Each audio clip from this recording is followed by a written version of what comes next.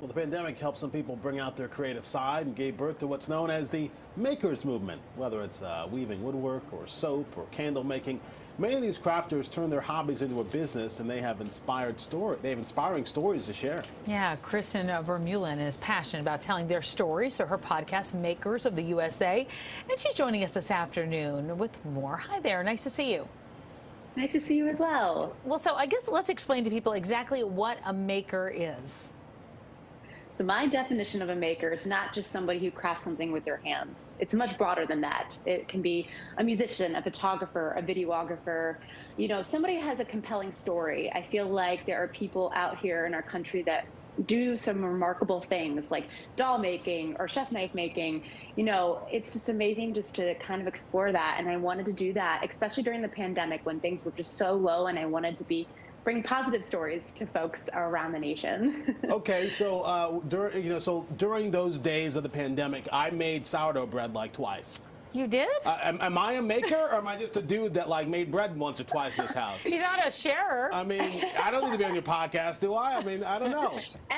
Everyone's a maker, I feel like. You know, there's a lot of hobbyists out there, but a lot of the folks that are on my podcast have started to take their passion and turn it into a business. So a lot of them are small businesses, you know, and there's a lot of ebbs and flows into that. So a lot of the stories that are shown on my podcast, it really is just talking about their journey through like taking a hobby and pushing it out there to the public. And there's a lot of emotions behind that, and a lot of resources and a lot of tips and tricks for the trade. I mean, the makers movement is such it's on a height because a lot of people are getting out of their corporate jobs and wanting to get something that is a part of their hobby to turn it into a full-time job. So I'm really excited about this, or my podcast would not exist because of this. Well, you're a maker. So let me ask you a question, though. Did you start hearing these stories and just get really inspired by them? Why did you start the Makers of the USA podcast? So I live here in Maine, was a full-time publicist at the time prior to starting this podcast. And a lot of my clients are makers and small businesses themselves. And I thought, there's no podcast that exists right now at this scale where, you know, we're talking about makers of all sorts. And so I said, you know what, why not turn it into a business? I mean, I just started the podcast, started in Maine, turned national, and now I'm doing events. Now I'm doing a membership directory.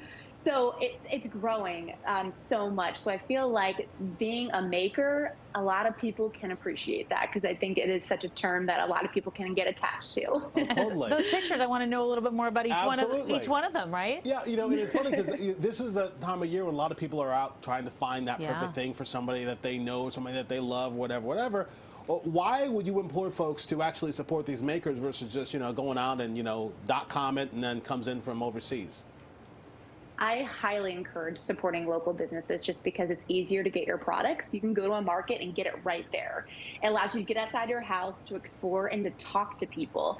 These makers are working day in and day out to create something beautiful for you. So, and they're quite unique. It's not just, you know, woodworking or, you know, if I'm looking at some products right here next to me because it's filled in my office. And I have to say, like, it's amazing to support your local community. And whether it be your small town, city, state, and country. I feel like there's a lot of good people out there, and the stories are quite remarkable. Kristan, we're almost out of time, so real quick, can you share one or two of your favorite makers to check out?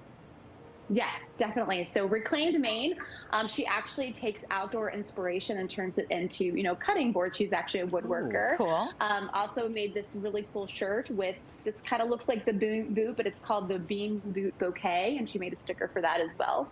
But she's a fly fishing angler, all about the outdoors, which I find remarkable. She's a female, woman-owned, and her stuff is actually in the LL Bean store now. Wow. So a maker that's gone national. That's pretty big. That's great. And then there's also Forlow, which is an outdoor apparel company based from Montana. So what's unique about them, they're 100% American made. So from, you know, thread to, you know, sourcing the materials to manufacturing, all of that. And then you have Heartwood Forge.